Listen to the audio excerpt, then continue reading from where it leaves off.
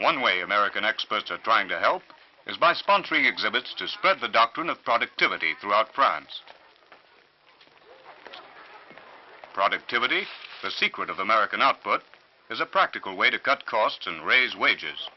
This exhibit invites workers to come in and try for themselves the latest types of modern hand tools.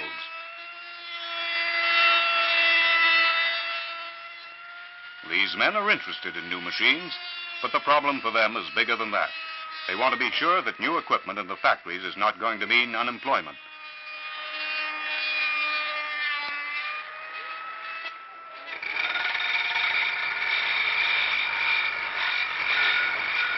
The members of the free trade unions have accepted the idea of productivity, but like American unionists, they want increased output to mean solid gains for the men who do the work. And they figure that productivity doesn't just depend on giving the worker better tools, it depends on a change of ideas in management. We'd like you to visit a file factory in Paris where the idea of productivity has produced good results. This factory is as modern and up-to-date as anything you'd find in America. The plant is designed for efficiency, and machines do most of the work that used to be done by hand. Output has gone up, and so have the men's wages. Working conditions are good, and the men haven't got many complaints.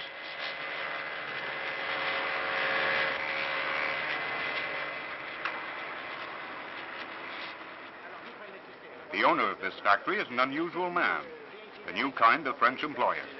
Let's listen to Pierre Baruzzi. The purchasing power of the French workman is not sufficient for the moment.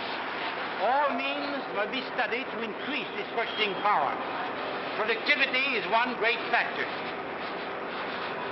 We, in this plant, have worked out those problems for many years. We certainly have not a final result, but are on the way to good results. The man must have a sense of association in the group. In other words, they must feel that the efforts which they are making come back to them in the form of an increase of salary or in form of increase of bonus. Unfortunately, a lot of factory owners aren't as progressive as Mr. Baruzzi. Here in a chateau just outside of Paris, the International Confederation of Free Trade Unions runs a school for organizers, where they learn how to deal with management, because the free unions can't depend on good bosses to get them the benefits they need. They can only depend on themselves. Nous pouvons dire que ces différents organismes syndicaux. This class is for railwaymen. Jacques has been delegated by his fellow workers to attend. Today, they're listening to a lecture about the different procedures by which the railwaymen's union can settle disputes with management. Le secteur qui lui correspond à ce que je vous indiquais tout à l'heure, c'est-à-dire l'arrondissement. Ensuite, l'union de régions qui correspond. The subject's complicated, but it's all important to these men.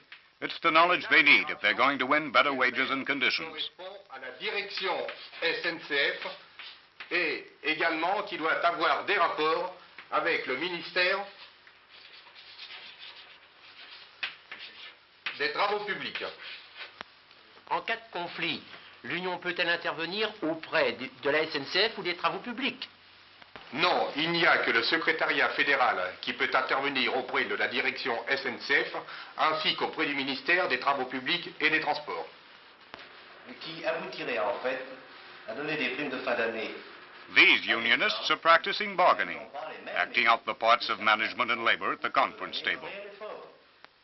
These two men pose as management, arguing against a bonus claim. Que vous avez à opposer à notre thèse n'ont pas varié. Notre point de vue également ne pourra pas varier. En tous les cas, il ne pourrait varier que dans la mesure où vous nous apporteriez des arguments nouveaux. The other two men put the labor point of view, pressing their claims just as they'll do when they're arguing a real dispute.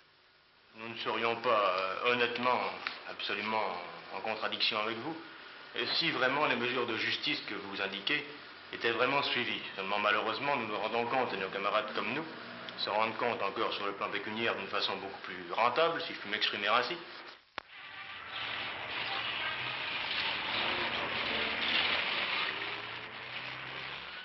Here in the center of Paris is the office of a man who helped to found the Free Trade Union School. the man who led French workers out of the communist camp in 1948, Nobel Peace Prize winner Léon Jouhaux. Monsieur Jouhaux speaks no English and his wife acts as his interpreter. My husband asked me to translate his message to the American people. Little by little, the anti-communist unions have become an important force in France. Even the average member of the communist union no longer follows the party line blindly. But that is not enough. The free trade union must continue to grow, to achieve strength and unity of action. Our membership is increasing, and with each increase, we are better able to protect the interests of the French workers.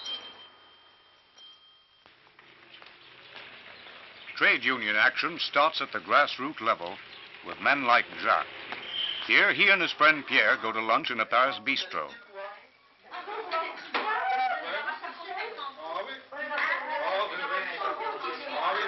They're already in the middle of a favorite argument because Jacques is still trying to get Pierre to join his union. Like many discussions between Frenchmen, it looks more heated than it really is, but the subject is well worth arguing about. Jacques, fresh from the trade union school, has got all the arguments at his fingertips. Pierre, who thinks that every group has got an axe to grind, is a hard man to convince. It's an argument you're liable to hear at any table in a cheap bistro like this. The communist viewpoint, the anti-communist viewpoint, and the viewpoint of the men who just don't believe in anything. Jacques tries to convince Pierre that there's a way out of the mess. And finally, Pierre agrees to give the union a try, though he still stays pretty skeptical about the benefits he'll get.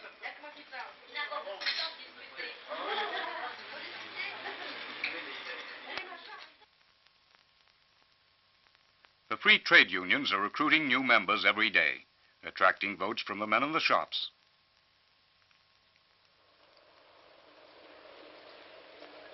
Jacques takes the new member along to the union hall to attend one of the monthly meetings of the railwomen's local. Union meetings in France are usually lively.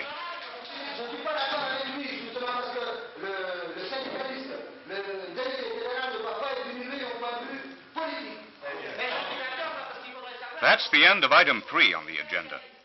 Item 4 brings up sharply a big question for the free trade unions in France. The Communist Union has asked them to join in a mass demonstration on workers' wages. It's another communist attempt to swallow up again the Democrats who broke away in 1948.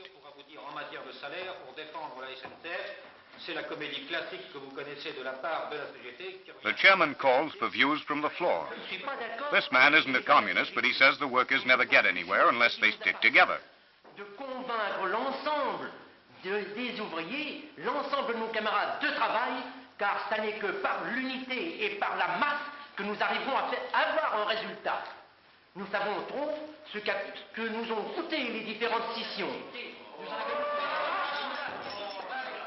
Let him have his say, the chairman says. He's got a point of view and he's entitled to it.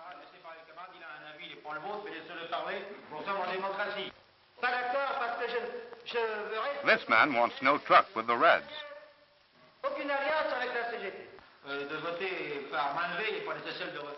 Well, we can't give you all the speeches, but in the end, the chairman puts the matter to a vote. Those in favor of combined action with the Communist Union? 1, 2, 3, 4. Those against? Well, a big majority. Because these men know that the only way for France is the democratic way. I'd like to say a few words to round this thing off. History is being made here in France, not only in parliaments, but in union halls. If we ever get around to a point where we can convince the average French worker that he's a little more than a subject of intellectual debate, then I think we'll have gone a long way towards defeating communism. Don't ever forget one thing, that Frenchmen love their liberty just as well as Americans.